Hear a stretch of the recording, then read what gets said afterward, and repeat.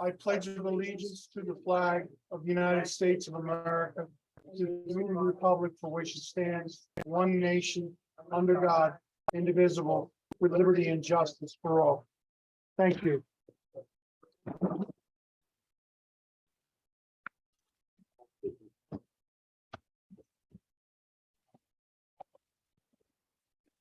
Councilman Van Cleek. Councilman Secreto. Councilwoman Hayner. Here. Councilman Kitchen is excused. Supervisor Quigley. Here. Thank you very much. Welcome to the Town of Ulster Town Board meeting for Thursday, October 20th, 2022. Are there any additions or changes to the agenda? No. None from the board. Are there any public discussion of agenda items from anyone here or on the website in reference to agenda items? We will be having a second public discussion for any topic that anyone might like to discuss at the end of our scheduled agenda. Do I have anyone?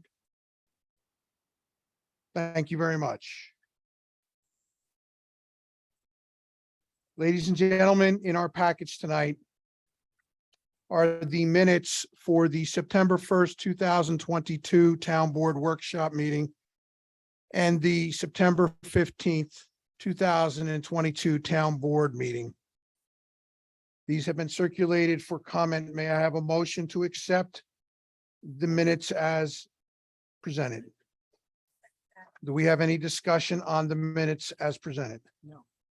All those in favor? Aye. Aye. Any opposed? The minutes are hereby approved. Thank you. Communications, please. I have one letter to read tonight. It was received October 11th to the attention of Mr. Frank Petromal. Dear Mr. Petromal, I am writing to commend the employees of the Highway Department. When I go to the transfer station, it is always neat and well run, and the people there are not only efficient, but always friendly and helpful. Post Park is where I often go to decompress and look at the water. It too is so well taken care of.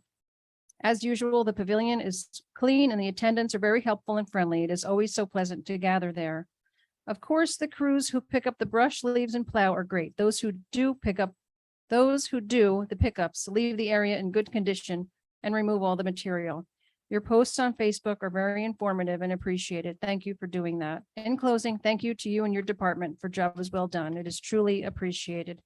Sincerely, Brian and Darlene Martin.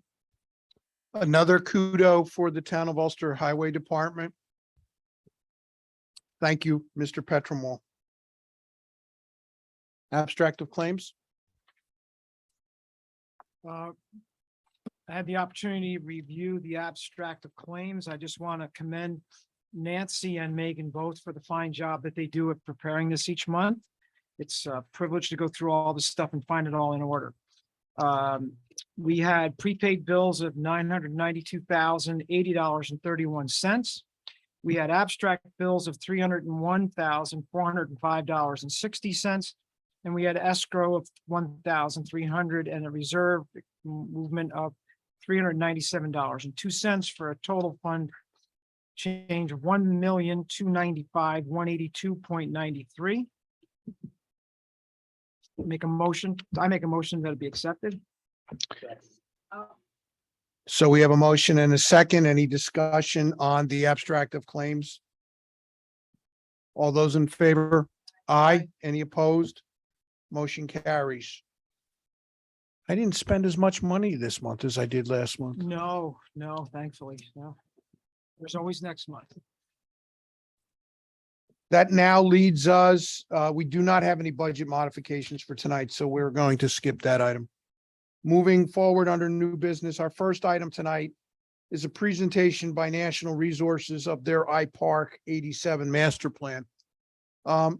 We have in the Town of Ulster promoted a public presentation before any formal application of major projects to the town so that the citizens can be aware of the project that is being proposed and the sequencing that is going to be followed for its approval, review and approval. So tonight is the first public display of the proposed master plan And we will hopefully have a planning board application here in the next couple of months to start a formal review process by the planning board. Mr. Cotter, the floor is yours with your professionals. Susie.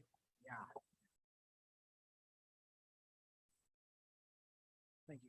Thank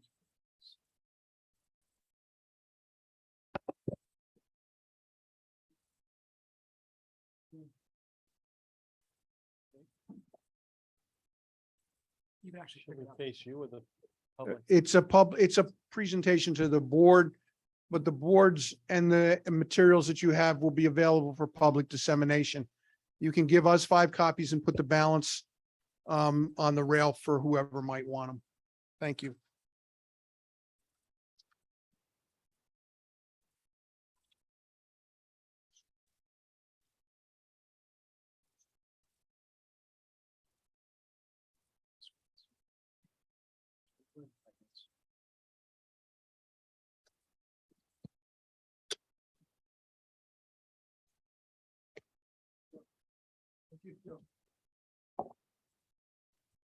Um, Good evening, everyone. My name is Joseph Cotter. I'm with National Resources. And thank you for allowing us to present the master plan tonight. I apologize, I have a little bit of a sore throat, but other than that, so anyway, our company, National Resources, we specialize in redeveloping former industrial sites. Our history in particular as it relates to this site is we have recently been engaged in what we call iPark 84 in the town of East Fishkill. It's a former IBM site, which we purchased most of that from Global Foundries, who IBM did sell to about 5 years ago. We had about 1.5 million square feet that was empty. And our company has worked very closely with the town of East Fishkill and Dutchess County and various economic development agencies. And we've created in excess of 1,000 jobs there. And we brought in about 12 new companies. And, so far, so good. One of our successes is we brought Frito-Lay in to do a manufacturing facility. We're working with another company called Ashley Furniture. Global Foundries, who's there, has expanded and they've taken a number of spaces, but the real excitement there was we attracted about 12 food businesses, food manufacturers, to take up some of the former space. So we were approached by some of the county officials to take a look at what was then Tech City, and we worked closely with the counties and numerous economic development agencies and the town of Ulster to try to consummate this transaction, which is really only just occurred a number of months ago. The master plan that we're presenting tonight represents, I would say, a group effort, a team effort of including a lot of the uses that we believe will work. But more importantly, we tried to listen and see what the community wanted and what would work here in the community. So we've taken a lot of this plan is representative of a lot of feedback we've had, including some of the market conditions. As everyone appreciates, sadly, the last 3 months have dramatically changed the economic landscape for the entire country, if not the world.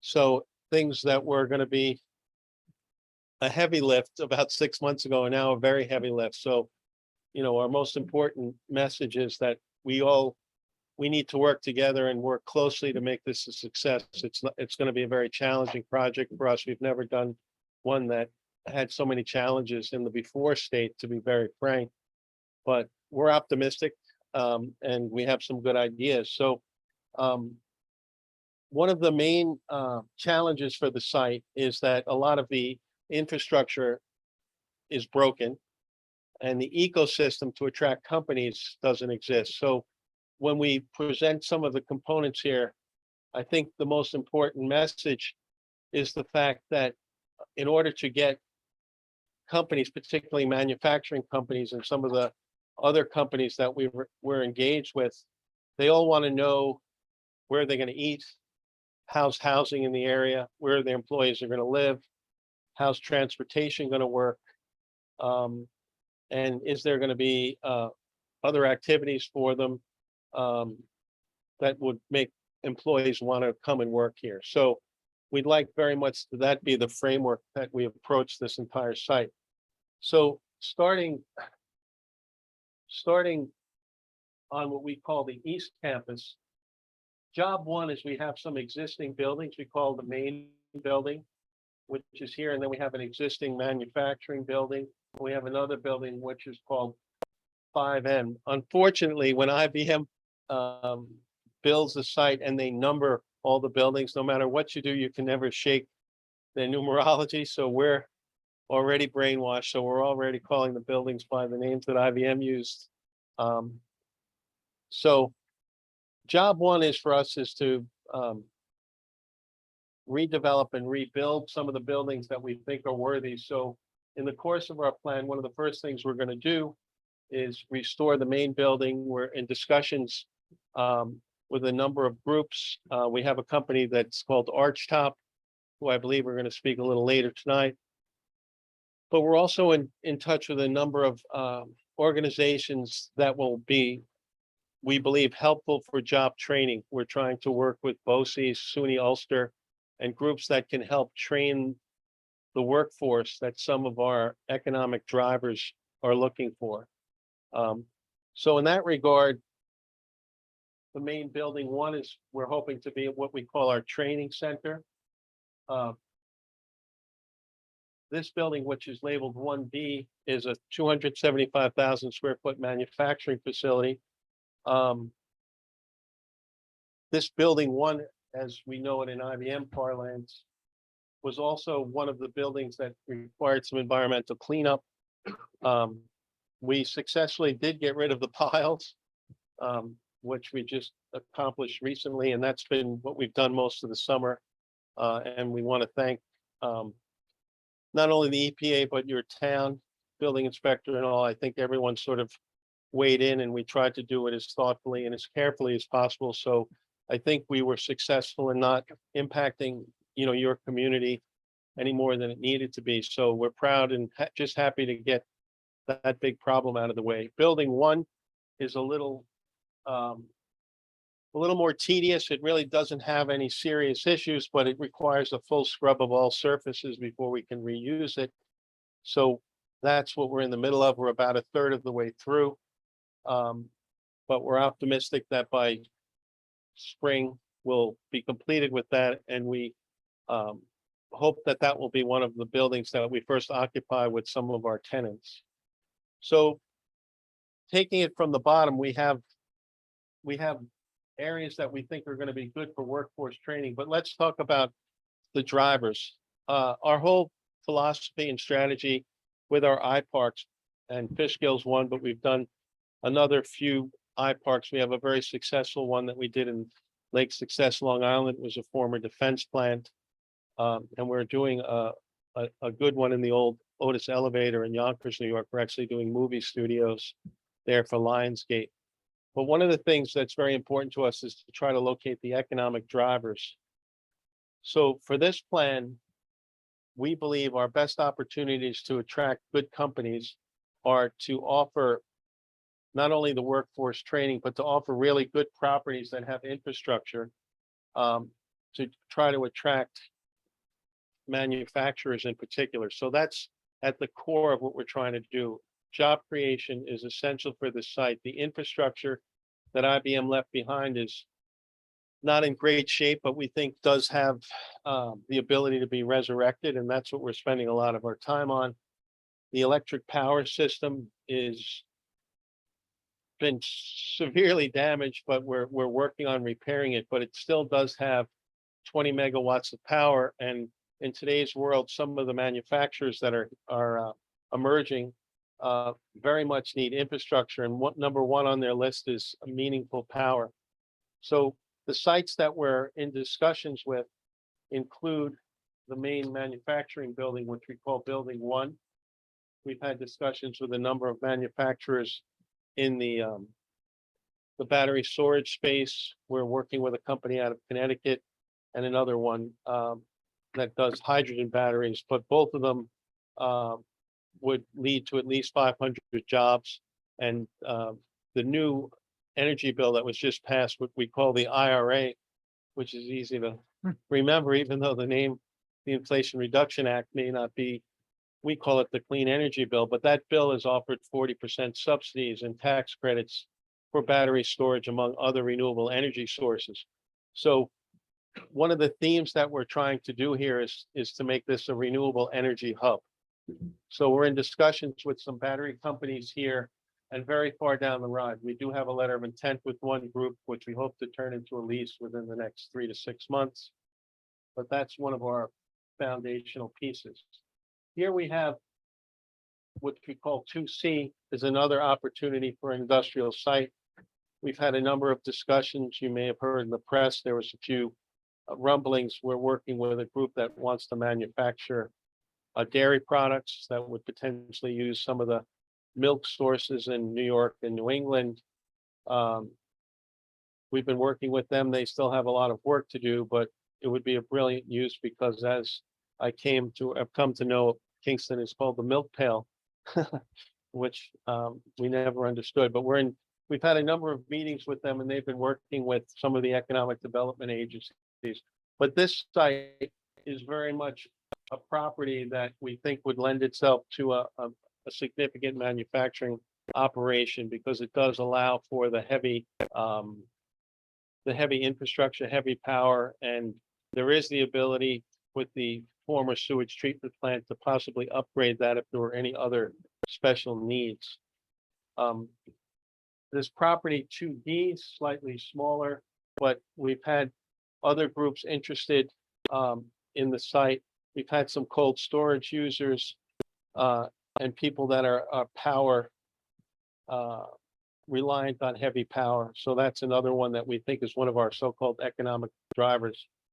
One of the gems of the site, and it's very ironic because in your master plan of, I believe it was 212 and then in 216, you showed movie studios in the middle of the site in your GEIS. But we've been in discussions and we just spoke to them as recently as today, but Mary Stuart Masterson and her Upriver Studios, we're working with them under a letter of intent to build 2 movie studios here, about 100,000 square feet. And they would use one of the existing buildings for support space for the movie studios. They're an incredible company. They do 2 things besides the work in the movies. They're very focused on training and particularly training people in the Hudson Valley for the movie industry. They have a company called Stockade Works, which is really at the forefront of workforce training, and they're going to be a component should they come here. So that's why we've left this part in the middle of the site. So we think that will give us sort of another dimension too. I think it would be very appropriate for this community in Ulster because there's so much creativity and a history of the arts that it may be a good fit here. Picking up, we have what we call the utility complex. There's an old power station and some old warehouse buildings. We're hopeful that over time that this will be sort of our people place.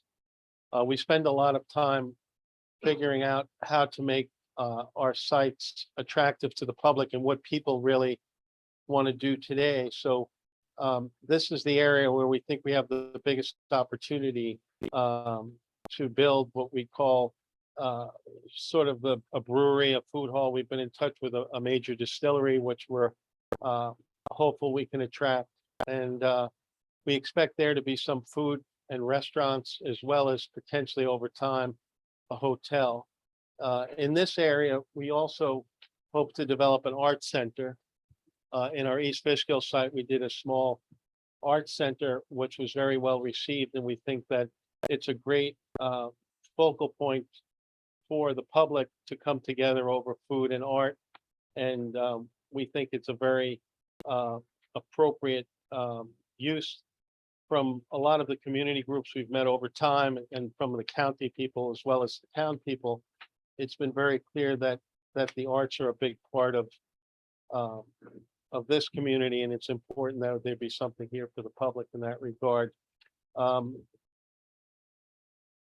This area, which we're calling 2G, 2F, and 2J, our architect, George DeStefano, he's going to take it over for here. But to put it into context, one of the fundamental questions we've had from virtually every company that's come here is, where are people going to live? And one of the things that, in fact, the battery company who we were speaking to recently has said they need at least 100 units of housing for their people, because in order to attract people, talented people, they want to know that they can live in housing that is not only approximate, obviously don't have to be right on site, but housing that can attract some of the creative classes, they call it, the people that they're going to need to make a project like this work. One of our goals with this housing is we are trying to create a zero carbon footprint community. The battery company has already given us a blueprint for battery storage for this community. They have a very unique product. It's a lithium battery product, but it doesn't have some of the safety hazards because they have a very unique patent that prevents burning and things like that, but they can locate those batteries within residential units. So it's quite a breakthrough. So we're excited if they were to come, but we've actually embedded their technology into this residential community. So that's something we're excited about. So the housing component, we think, is something that really we're going to lead with, as well as some of the existing buildings. And I'm going to pass this off to George, our architect, to give a little more detail on the houses. Hi, everyone. Yeah, so to talk through the housing a bit more, we're going to focus on this area here, highlighted in the dashed line surrounding it. There's some more boards to walk through.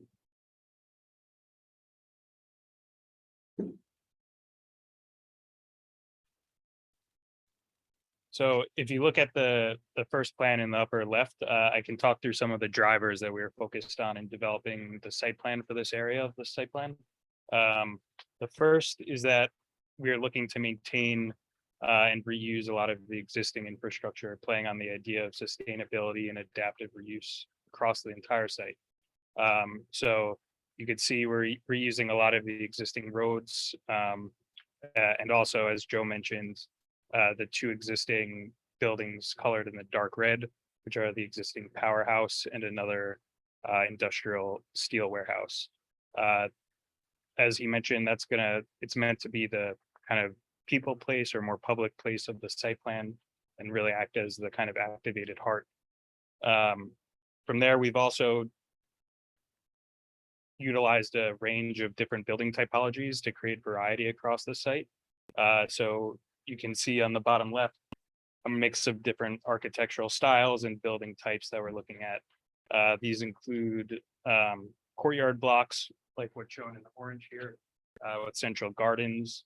The yellow blocks are showing smaller scale 3-story units to give more of a be more of a smaller scale and relate to the existing context.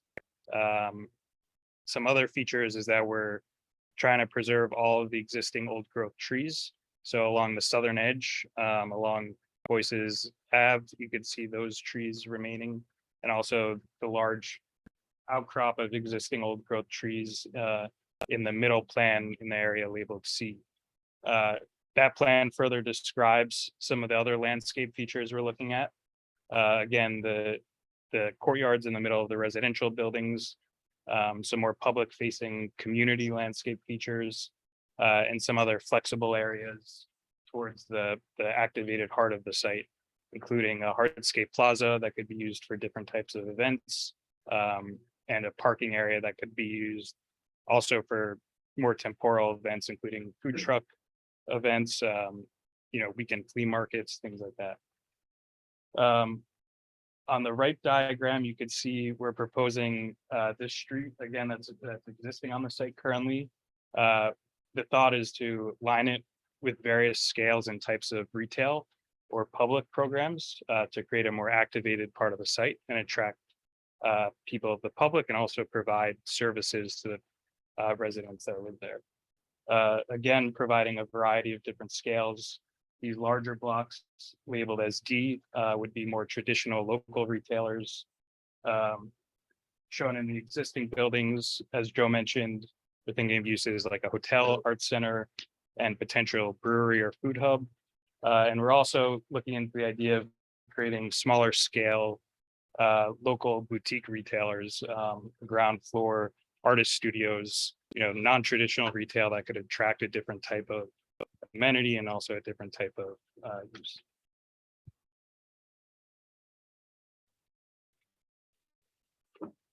This board is showing an aerial axon diagram of the proposed site. And here you can start to see the different scales of heights across the site plan. Again, these two buildings remaining and being reused that exist on the site. Some of the 4-story courtyard blocks with retail and parking on the lower floor. And then these smaller scale residential walk-up blocks also with parking on the ground floor. We're also showing a linear bar module on the western part of the site that's also 4 stories. And you can see we're trying to, as a first starting point, trying to implement some different architectural form making elements that would relate it to the local context. On the southern edge of the site, you could see how we've made an effort to align some of the streets in the new plan with at least pedestrian connections to the existing street grid to help integrate it into the community. And again, pointing out the existing large old growth trees in this area here and along the southern edge of the site.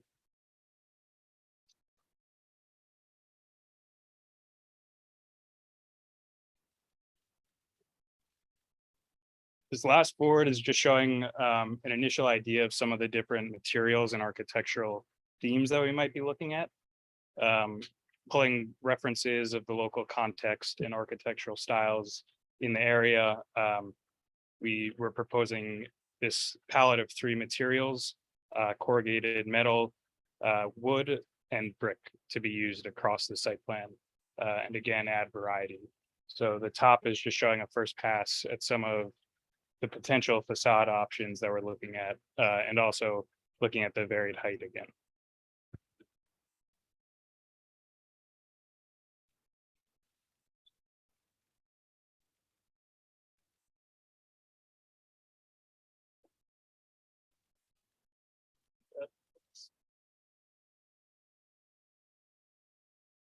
So please let me know if there's any questions about this. One further point, thank you for joining.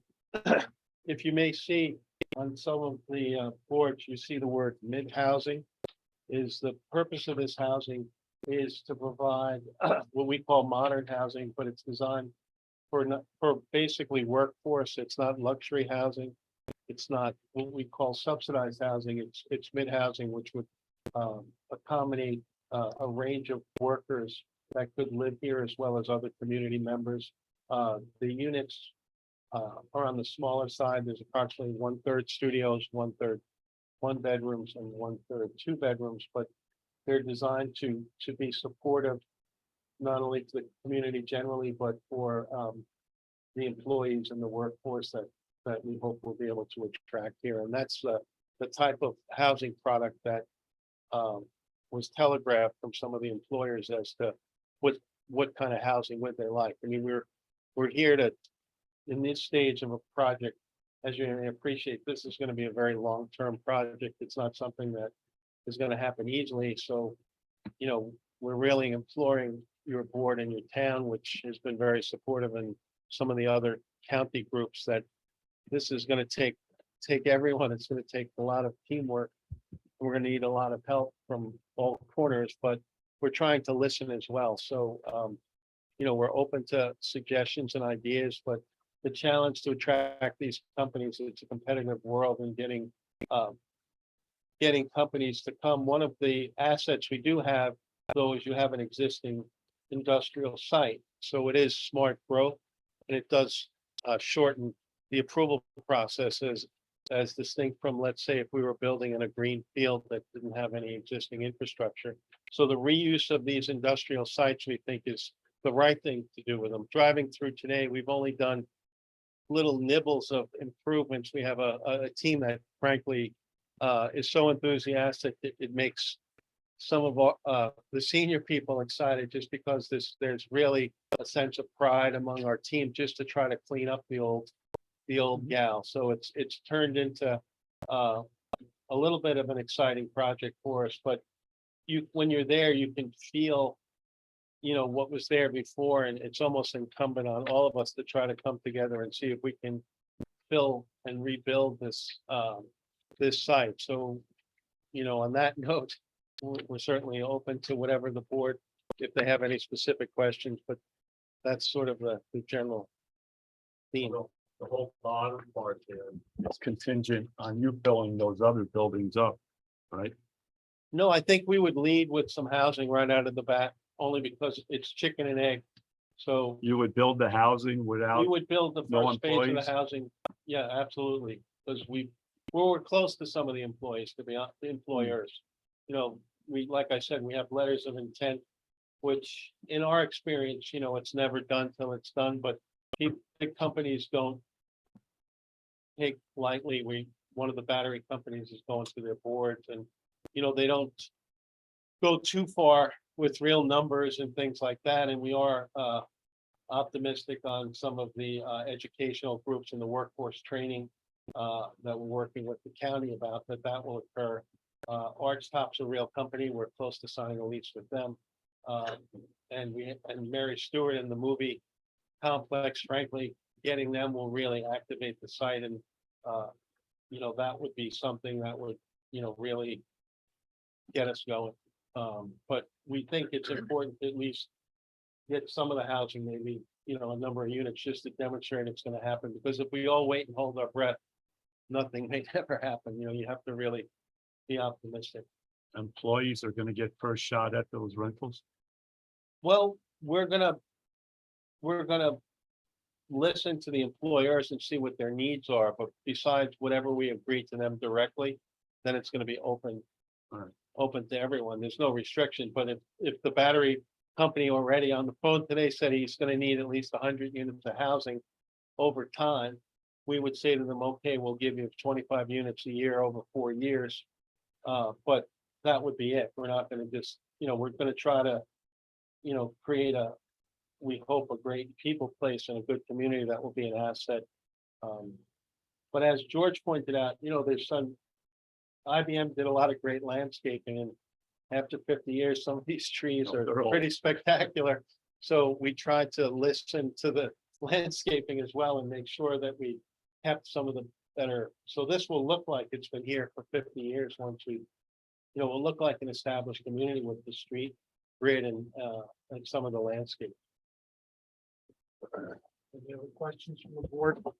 At what point you have 23 to 24 steps here. At what point do you feel like you'll have enough inertia to feel you're getting going now? Because like just doing the front building, I don't know that that's enough for you to feel like you've got enough inertia to complete the project, but where is your break point here?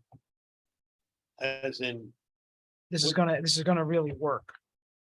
well, we wouldn't be here if we didn't think it would work. I So understand. No, I but I'm just understand. saying, so Where will we- you start breathing? breathing, well, I think the IBM East Fishkill site was much further along. And it took us about 18 months to 2 years before we attracted a number of companies. In the beginning, the first couple are the hardest, Mhm. frankly. But I think if we were successful with Mary Stewart and her studio team and one of the major manufacturers and some of the training, and with the first phase of housing, the food, this will be more of an amenity and a fun part. But I think with those in place, and I think we'll feel like we're ground zero. That's what I mean. And so it's probably a 2 year, but this is the most important 2 years, as you can appreciate.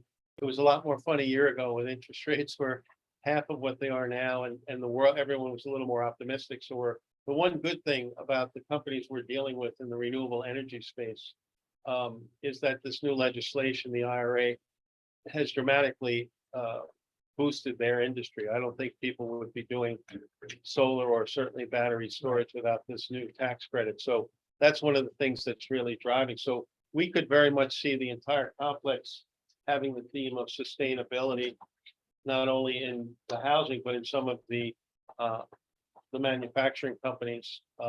So that's kind of exciting. And that's a new industry, and it requires a different type of workforce that we do need training for. But I think if we could all come together, you know, groups, school, something like the BOCES and some of the SUNYs could be a great, and Stockade Works in particular.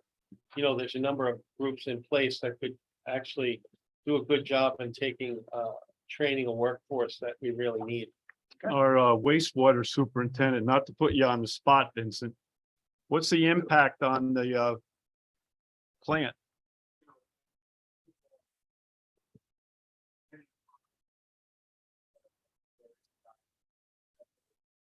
Very scary. Scary and brewery, that's high.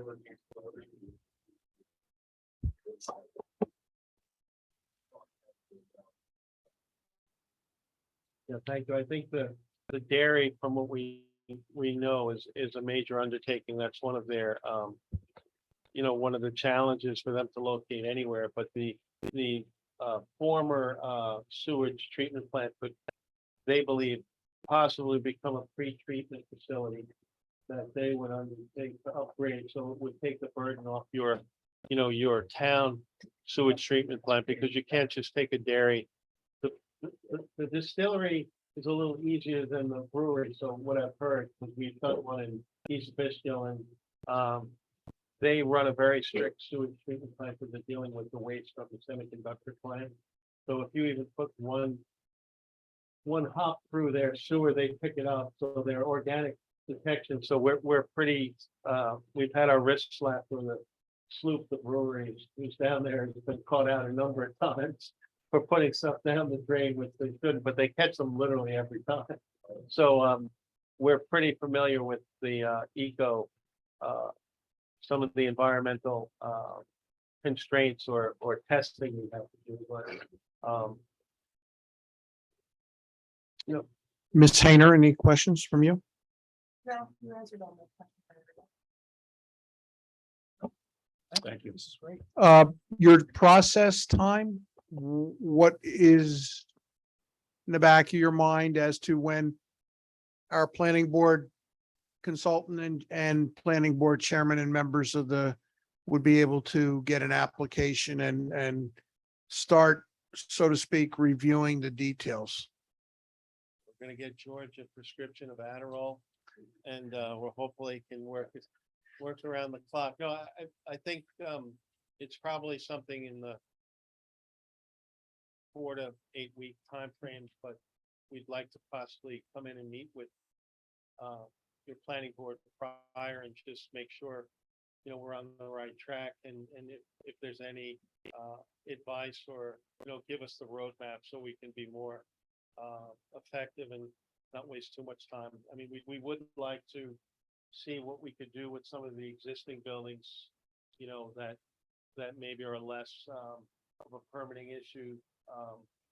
Because some of them have been continuously occupied, like the main building, as we call it, we still have about 20 tenants running around, and there's a few other tenants throughout, so we very much like to get those going to show some progress.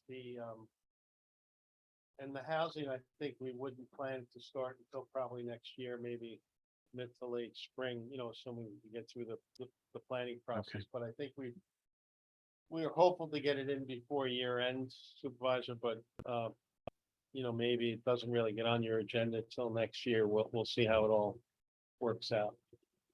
Mr. Weiderman, just a second, Jeffrey, I'll come back to you. As I understand it, the county in their agreements with Mr. Cotter have a request, a requirement, so to speak, that a master plan be submitted. A form of this master plan has been submitted. Is it the county's intent to move forward on the review of this for the requirements that you have in your documents.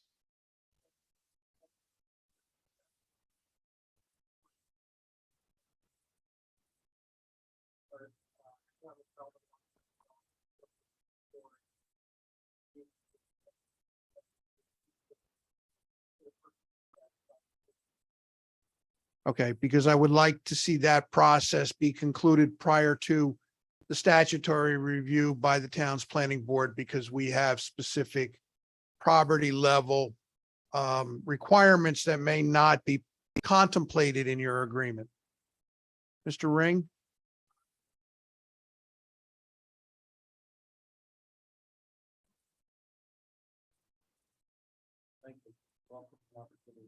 Whatever month you choose.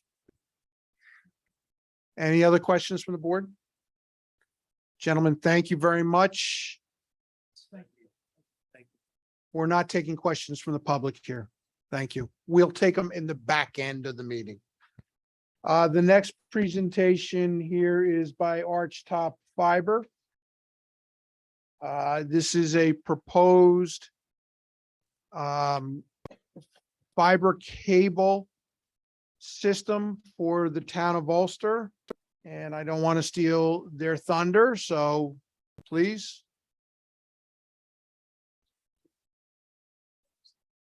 Council, thank you very much. My name is Sean Bakai. Yeah, it's entirely up to you. No big posters. I have 5 copies of the presentation.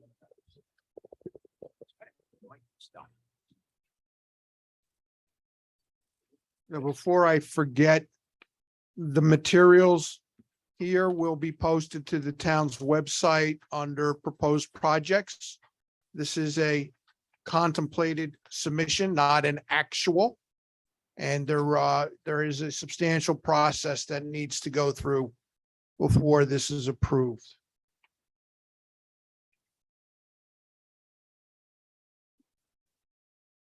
Okay. Some handouts for the general public, just leave them on the rail. They can. Where's your house?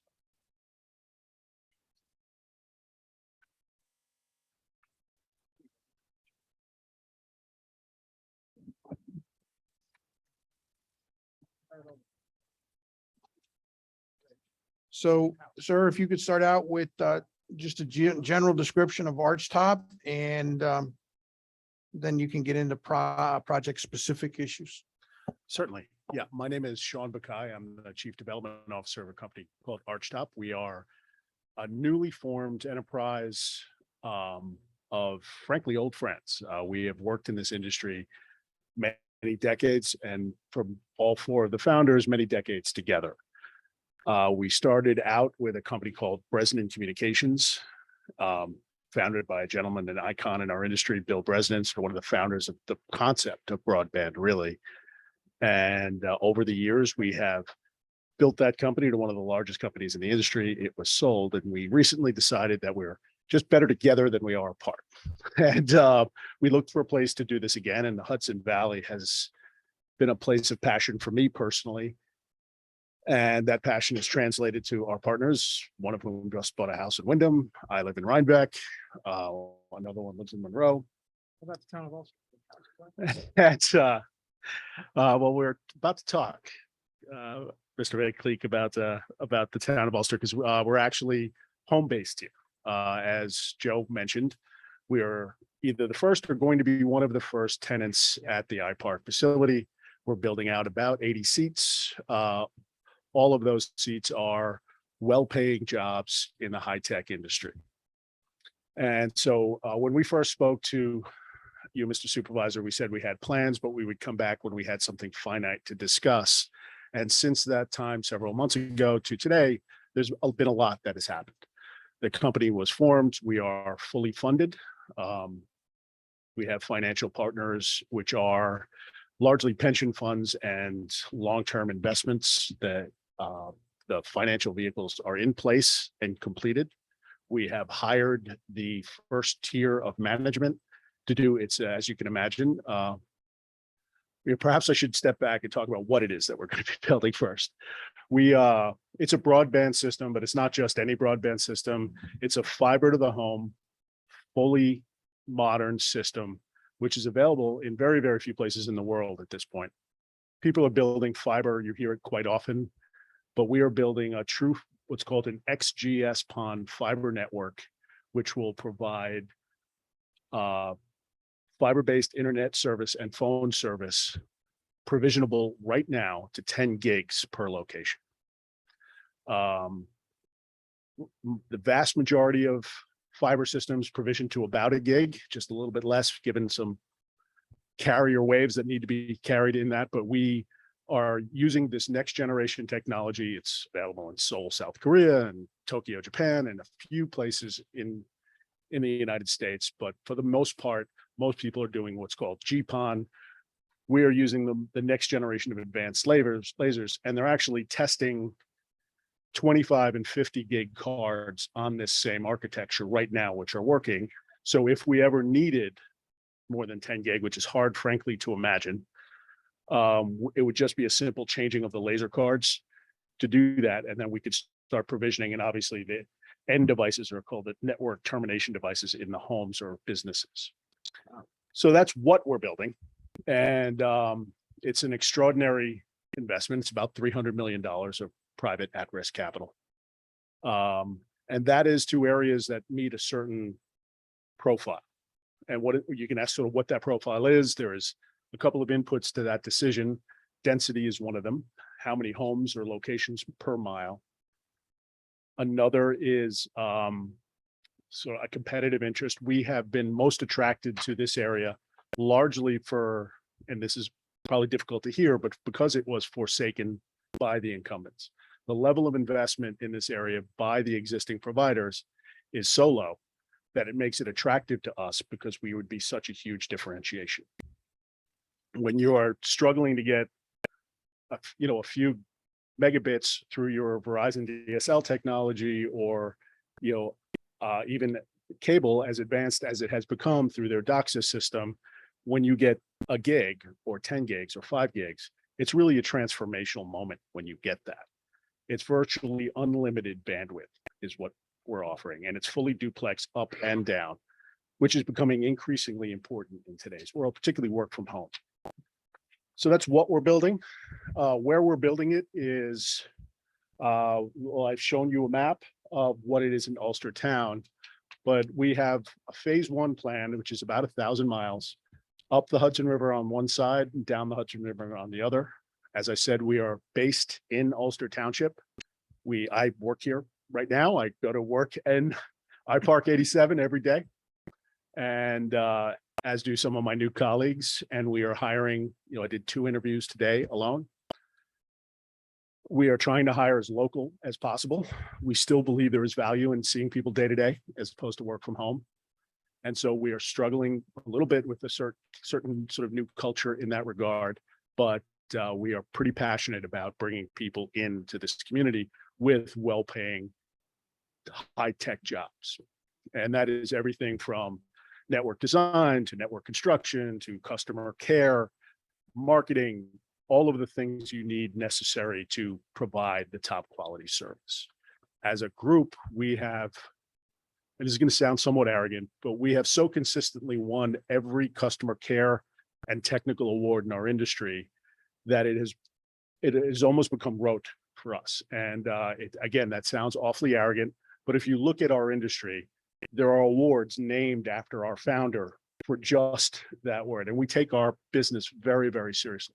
So we're not an investment firm looking to build and flip a service. We are operators first and foremost. We build what we stand behind and make customer relationships that last throughout that service. Upon sort of completion of we're going to be breaking ground right here in Ulster Town. Where we are right now is we have entered into agreements with the pole owners and the pole attachers. We have hired the technical people to design it. We have hired the firms and the contractors who will build it. We have chosen the technology on which it will operate, the lasers and the edge routers and all of that. We are in the process of designing, surveying, permitting, and ultimately constructing the network. Which leads you to the question of when, right? So it sounds terrific. When are you gonna be hooking up my house? Which is what I hear virtually daily. Whether I'm getting a cup of coffee or I'm standing in this podium, everyone says, when are you gonna be at my house? And the answer to that question is, it is a intense process, which is largely why we're here. And to sort of the next question I can anticipate is, what can you do to sort of expedite that? What can you do to make sure that we are successful in getting this? Because let's face it, broadband is no longer a nice to have. You are severely disadvantaged as a household if you don't have it, whether it's education, whether it's banking, whether it's safety. If you don't have adequate broadband, you are less than capable as a home or a company that does. We take that obligation very, very seriously. I'm quite passionate about it personally. In fact, I do my own installs quite often just because I enjoy that interaction. And so to go back to when, largely it depends. If we had clean access to lots of pole space, we would be done in weeks and months. Getting the network up on a pole is relatively easy for us. As complex as it is the permitting process. It is the advanced work to make something, and it's actually a process they call make ready. And so we have an agreement with Central Hudson. They are one of the better partners in this regard in the electric utility space, but still their pole stock requires us to do a significant amount of engineering. The costs to do that are significant. In fact, more than a third of our cost is working on other people's infrastructure to make it available to us. So think about that. If we're spending $300 million, 100 million of that goes to other companies to make their facilities capable of accepting our product. And we understand that. That's just the nature of our business. And we have begun that process. There is a Department of Public Service, federal FCC guideline, which calls for a 45-day permit process. But of course, there are ways that gets stalled. Disagreements over quality of survey work, disagreements over the findings of those surveys, things like that tend to push that. Availability of construction crews to do some of that make ready. If we have to raise or lower someone else's attachment to those poles, the ability of finding crews in order to do that, to make that space available to us, can take time. And that will push our delays. We have a 12 to 18 month timeline for the entire 1,000-mile, 120,000 or so location overarching build in, as you can see from this sheet, within the town of Ulster. And it looks like we're just hitting each red dot is a location. One of those 3,774 residential homes or 385 businesses are one of those. We're represented by one of those dots. The blue lines are the fiber that has been pre-designed. The areas that you don't see red dots are not being built. They're just, you can see the city of Kingston, we did not represent on this map. We are doing that as well. We're also doing the village of Saugerties, town of Saugerties, and the areas within a certain metric we will build happily with 100% at-risk personal capital.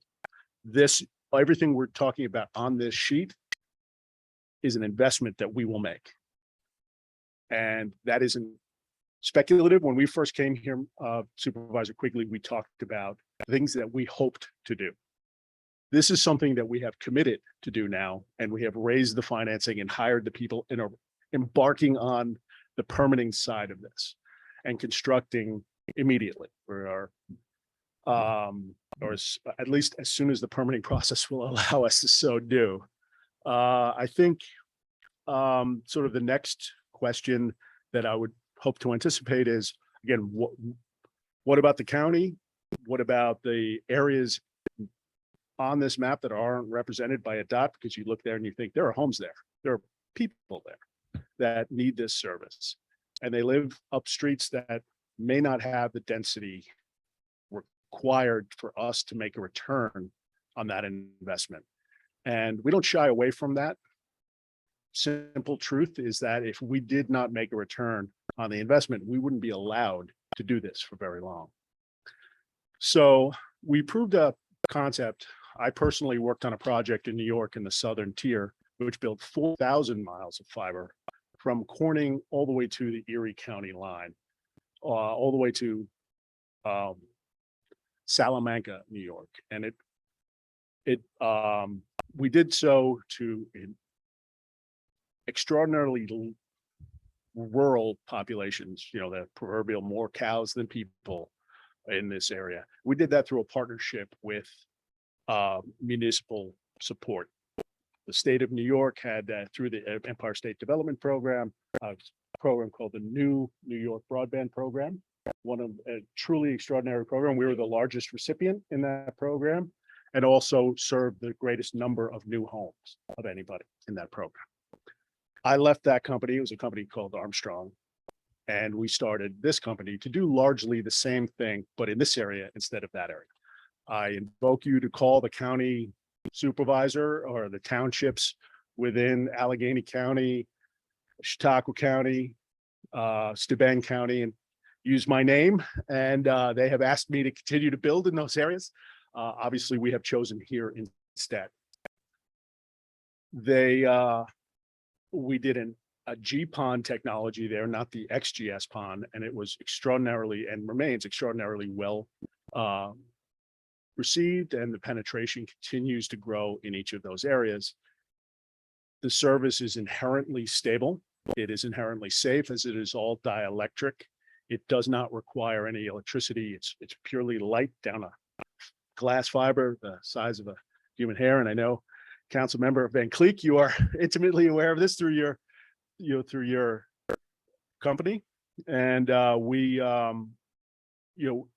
similar to that, we are going to be looking, and the one thing that the pandemic did do was it refocused certain areas within government on infrastructure needs in this country. And one of those, as people had to stay home and work from home, the digital divide, as it is called, between people who have broadband and don't became very, very stark. And there was a political will by the federal government transmitting down into the state and local governments to solve this problem. And they've done it a couple times in this country before. Rural electrification, rural telephone. They finally said, you know what, enough's enough. There are farmers, there are rural people that actually need these services. It is not economically viable to do with private investment. We have to create a structure that basically artificially, we made up this word, densifies land. So if we have a mile of fiber and there are 30 homes on it, it's profitable. We'll do that all day long. If there's 5 homes on it, just paying for the pole attachments makes it unprofitable, never mind actually building it. So what we do is we create a model that basically artificially densifies those miles and makes them financially perform as if they are 10 or 11 or 12 homes per mile. And we use federal funding pass through or state funding pass through these programs. And there's this tidal wave of these programs. You've heard the BEAD program has $42 billion. There was ARPA money, which you have already received, which was earmarked in part for broadband programs. There is the RDOF, Rural Development Opportunity Fund. And all of them have one sort of commonality, which is they prefer funding joint efforts by local governments and incumbent providers who will stay and operate the networks once they are built. In other words, it's not just getting them built, it's making sure they stay up and running and stable after they are built. We are that company, and we're here. We have spoken to some of you individually, and we have entered into some agreements already, not in this area, but we would love to enter into an agreement. And it's a fairly simple, broadband is important. Broadband funding is coming. The town of Ulster should get its fair share of that or more, given its rurality.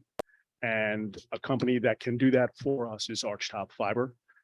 We stand ready to sort of be your partner in that as it develops. But that's different than this. This is stuff that we're paying for with our own dollars and we're doing right now. what we'd like to be your partner on going forward is all of the red dots that aren't on here. And you will help us by identifying the areas that are of highest concern. We will adjust our build plans and expand them to areas where they may not be financially viable for us to do alone, but in partnership with these funding programs, they become viable. And that's where the real sort of specialness of this program comes in. And with that, I'd love to take any questions. I'm sure I've missed many, many things, but I hope you can see that we are extraordinarily excited to be here. And we look forward to delivering on what the promises I'm making here. Questions? I have one. So what you're proposing is that after or while you're doing your investment build out, you would then ask the town to partner with you to apply for grants and help you get the funding through other sources. So that the rural areas can receive the fiber where they're less than 5 per mile, for instance. Exactly, with a couple of nuances. This funding is available. It's going to go somewhere. Right. And it may, in fact, go to incumbent providers who don't intend to use it as it was intended. That's a sad truth of public It health. always happens.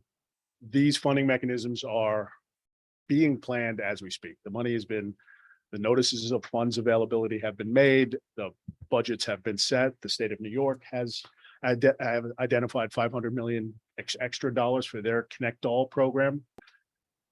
As I said, 42 point something billion in the BEAD program. Sometime in 2024, they're mapping it and developing the rules as they go. So how do we not miss the bus? Is that what you're asking? us to Yes. do?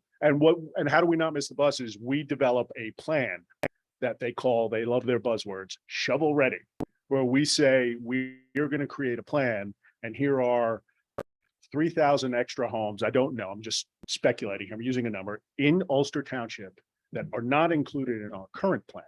But if we were to build to these, that would be an additional, instead of the $7 million, $6 or $7 million that this plan will cost us, that'll be an additional $3 million. We're willing to pay our portion of that. Let's call it $1,000 or $1,200 per home, and that's another $3 million. But the difference to build to those very less dense programs may be another $6 million. We would go jointly to these funding agencies, get that $6 million in advance of our additional incremental accretive investment, and then build them in addition. And the beautiful thing about our network architecture is it is very amenable to that kind of lateral expansion. If you notice, when you get a cable system, they often say, if you're beyond 150 feet from the cable main line, you have to pay that. And that's because they need power supplies incrementally up their network. We can do drops, we call them, from the pole to your home routinely of 2,000 feet. So it's just about a mile that we can cover from our main plant. And when we're going through some of these small towns and rural areas, you can cover almost the entire town, or sometimes the entire town, right off the main plant without doing any laterals. So then we're just asking for funding for drops. It's a very, very modular system that allows us to expand laterally into these communities very efficiently and effectively. And we would jointly go after this money. Basically, we would do all of the engineering. Mhm. And you'll find there are tons of consultants out there who'd love to charge you to develop a quote plan and then find an operator. We're the operator who will pay for that plan out of our own pocket and use our relationship with you to be even more credible, because these funding agencies create a high degree of value on the fact that you will get to know us, we will be a responsible partner, and that the imprimatur of your approval allows us to be more successful. Ultimately, working with you, we could help the entire town have fiber. Exactly. That's all, that's what you need. You need us to work with you to do that. You're not looking at an expense for the town. You're just saying if we work with you, we'll be able to help you get the funding so that together we can bring fiber to the entire town. Tell us where it is, where it ain't, help us with the Yeah. applications. Yeah. Introduce us to the community anchor institutions. That's, The concept is that the public-private partnership with the towns being the public part of that partnership would help them gain entree to the federal and state programs for the subsidies that are required to finance the underserved areas. Exactly. Ms. Hayner? Any questions? Yeah. The notes.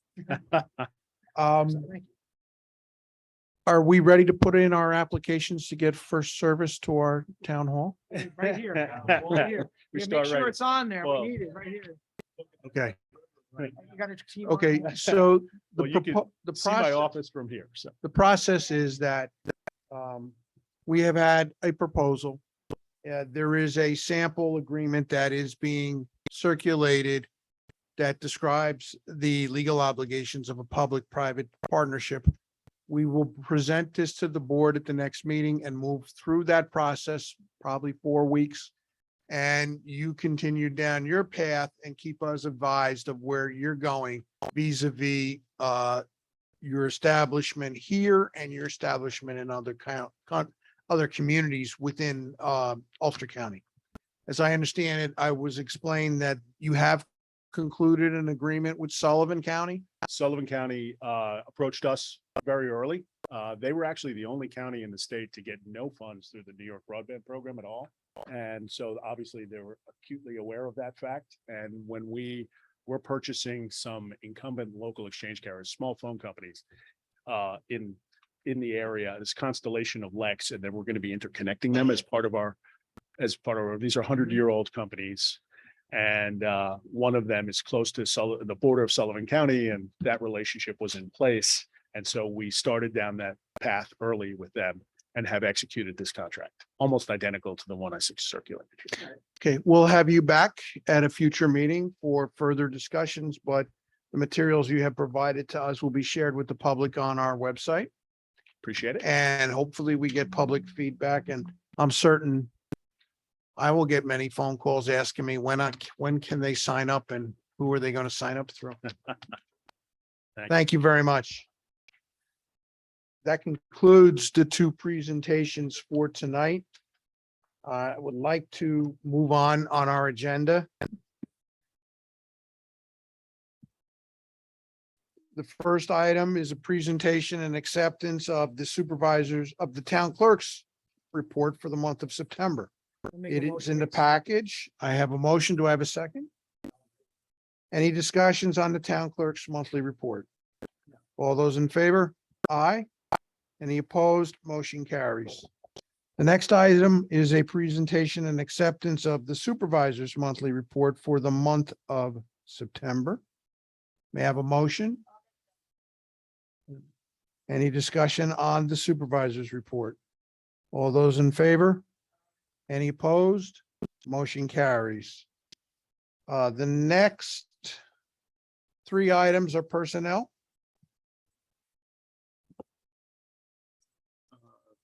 This letter is addressed to Chief Kyle Berardi. It's from Brian Reevy. And he states, as you are aware, I have taken employment outside of law enforcement, and I am requesting a 6-month leave of absence effective after 10/14/2022. I am also requesting that my PBA dues be stopped effective after 10/14/2022. I want to thank you and the Town of Ulster Police Department for so many great years. Thank you for your time and attention to this matter. Sincerely, Brian M. Reevy. Mr. Berardi, does this come with your endorsement?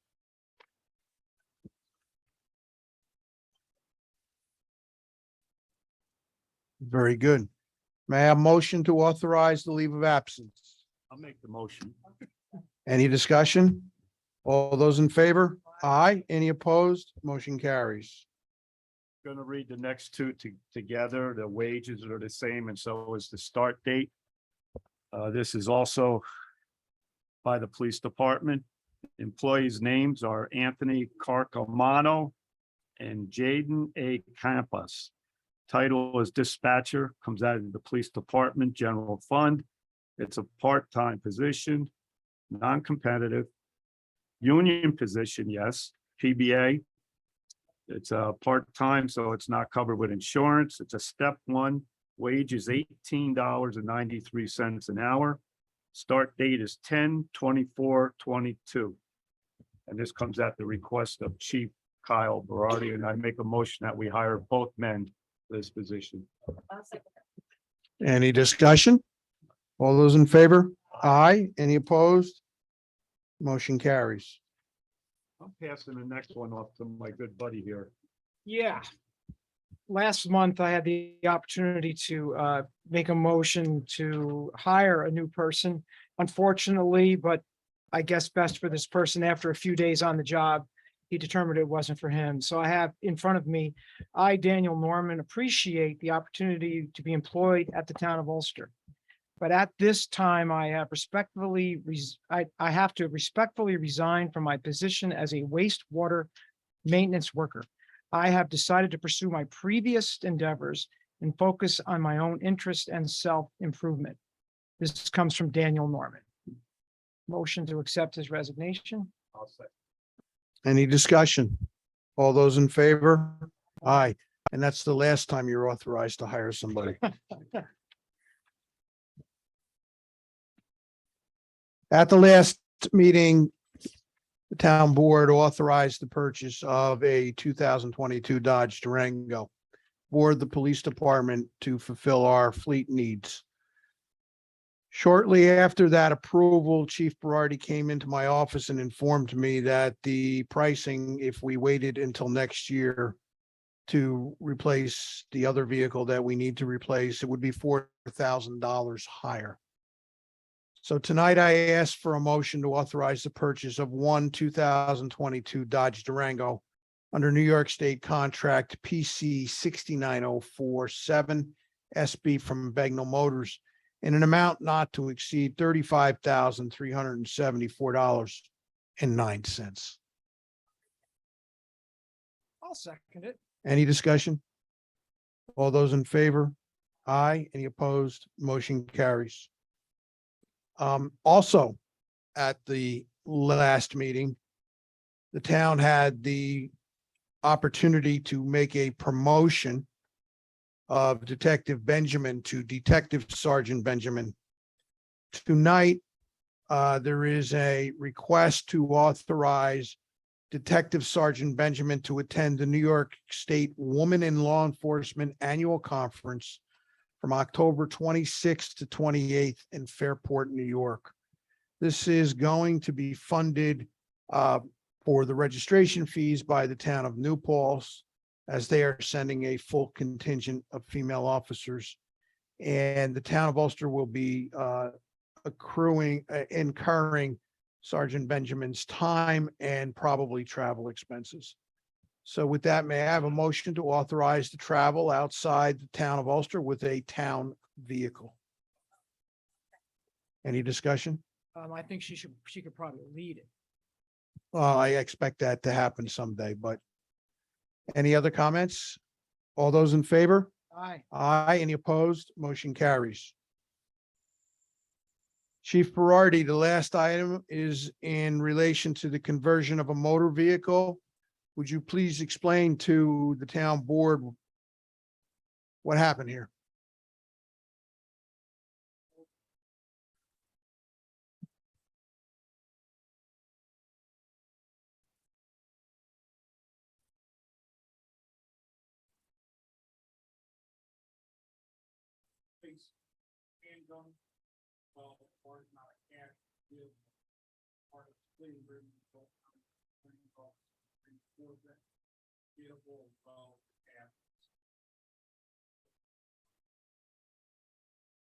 And this is not the first vehicle that we have converted to municipal use from a seizure. Is that correct? Okay. Chief, by the way, how large of a drug bust was this in relationship to? One of the largest I can remember in my career, that give you a quantity out of all cash wise, it's over $30,000. But I heard that there were drugs in the room and in it was a large amount. So this wasn't just a user, this was a major distribution. Operating out of. And that's all stopped Yes. on that front. Yeah. that was. Okay, thank you. So we will take the $30,000 and turn it over to the Ulster County District Attorney's Office, which has a requirement to distribute the funds under the federal forfeiture formula. The vehicle, which has a lien against it, will be acquired by the town, and we will use the funds from the forfeiture to pay off the loan, and there will be a surplus after the loan is paid off that will go into our forfeiture account. You have a motion to accept the resolution as presented. Any discussion on the resolution? All those in favor? Aye. Aye. Any opposed? Motion carries. Moving on to old business. At the previous town board meeting, the tentative budget was presented to the town board for consideration. There have been some modifications made to the tentative budget.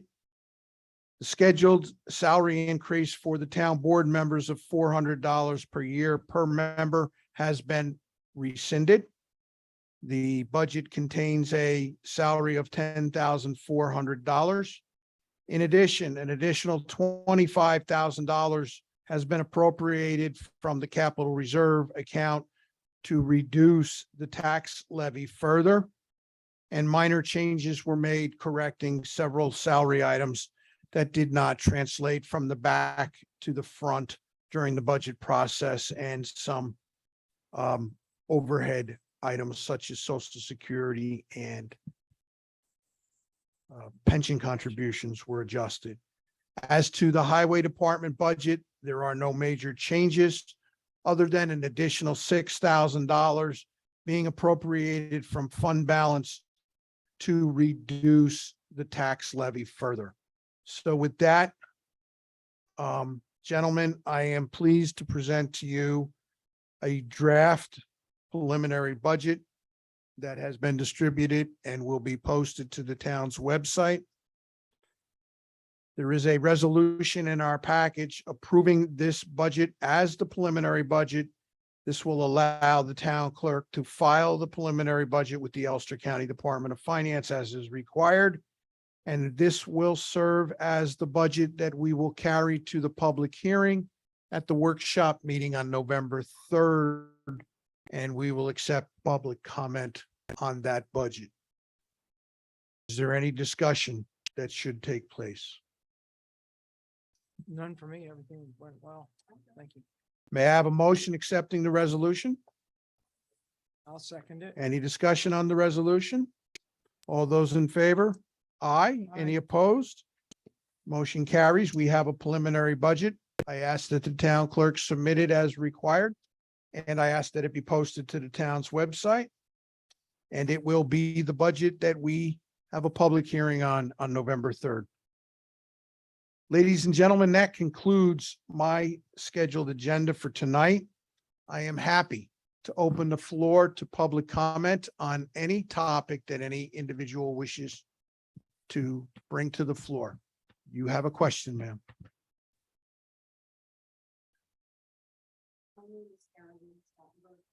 Come to the microphone, please. Come to the microphone. please. I've contacted you a couple times, spoken with you. Correct. I've spoken with Peggy a few times. I work at Tech City. I've worked there for 5 years. In which building? We are at 84 Boyce's Lane, Building 33. It's not part of I Park 87. It's the building in the back Yes, along the railroad. yes. I'm particularly interested in the comment that Mr. Cotter made about all the rubble piles being removed, because I just took a whole bunch of pictures of rubble piles that I've looked at for 5 years. Okay, so let's be clear. There's two sets of piles. The piles in the front on Boyce's Lane and Enterprise Drive on the corner were examined, tested, and they were determined to be asbestos contaminated. That happened because the owner of the property did not do an appropriate abatement prior to the demolition. Okay, They were certified as being contaminated and they were disposed of as contaminated. The buildings along the back property line that you are referring to represent concrete debris from other demolition projects that had the asbestos abatement process completed and certified by the asbestos contractors prior to the dumping of the piles in the back. That being said, those piles have recently been tested. I see Mr. Tutt has left here. I can't ask him directly, but I believe my ancillary information is that the piles in the back have been determined to be non-asbestos bearing. That is not unsightly, okay? They still remain to be unsightly. Right. They will be disposed of. There is a plan in process by which those materials are scheduled to be reused for constructive processes like filling in the utility chambers that exist throughout the site where the heating and cooling pipes are buried underground Mhm. after the appropriate asbestos abatement operations have been completed. Now, you contacted me because of some health concerns. Yes, Have you been contacted by the I EPA? have not. I will follow up on that again. I have repeatedly sent to them your contact information. Okay, I appreciate it. Thank you. Thank you. Ms. Stoutenberg, for the record, you work there, but where do you live? That's okay. That's okay. Just for the record. Are there any other comments here? Mr. Obajeski? Regis Obajeski, 170 Ledge Road, town of Ulster. Just wanted to express my appreciation for having Mr. Cotter come in and giving a preliminary site plan. And I realize it's preliminary. I just wanted to say that I thought two things really struck me positively. One is the workforce development program and enlisting the assistance of SUNY Ulster as well as BOCES to elevate the ability and competency of local people to have a shot at some of these jobs. And so I think that's great. I think that's a service to this county, let alone to the site. So that's something that citizens have talked about in just conceptual terms quite some time ago. So I think that's great. The other is the housing. I didn't hear all of it, but what I got was that most of it will be workforce housing. And I think, it's sort of a broad term, but it stands for housing that is affordable and is something that the county needs. And I realize this is preliminary, so there's not a whole lot of details, but that sounds terrific for potential economic development, on that site, as well as fulfilling a real need that we have in the county. So I think that both are great. I had a question, and I don't know that it came up, but would there be a residential developer that iPark 87 would be looking for to develop the workforce housing out of the stock that we have right now? Mr. Cotter is a residential developer. Okay. He has several residential projects both on Long Island and in Westchester County. Okay.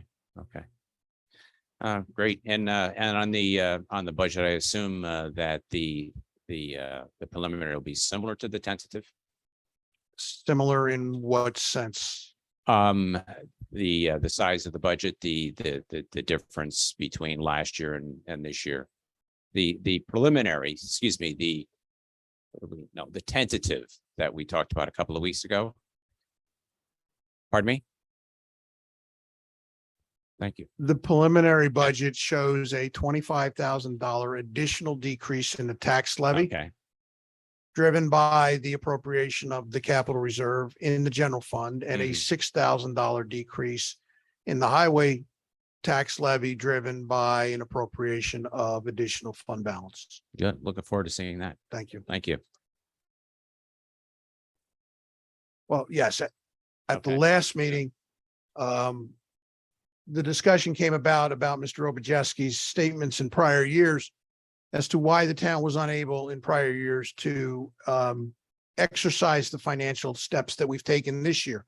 And it basically related to the unknowns caused by the tax certiorari cases, one of which was Tax City, which was not resolved until December of 2021.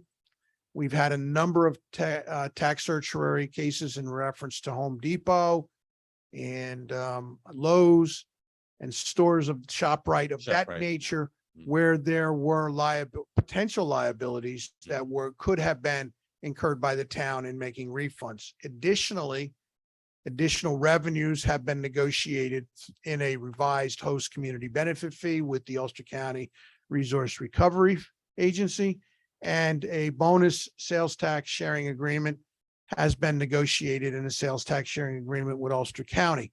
These are all prospects of reduced expenses and increased revenues, which remove the uncertainty in the town's financial situation. And it allows us to make better, bigger contributions out of our reserves to paying down the tax levy. Yeah, well, that's great. Just one other question about Mr. Cotter's presentation. It just occurred to me.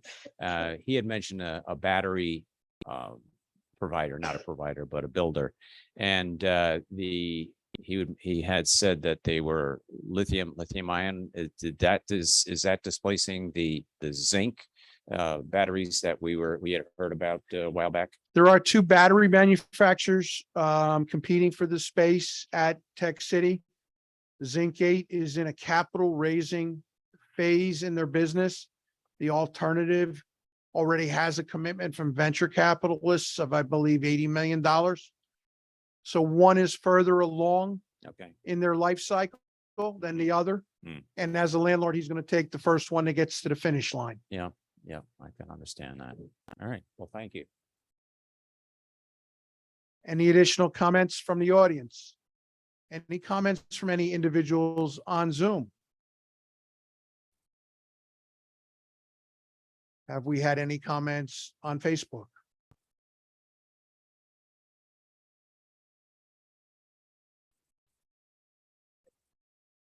We have a motion to adjourn and a second. All those in favor? Aye. This meeting is adjourned. Thank you very much. We will see you on November 3rd.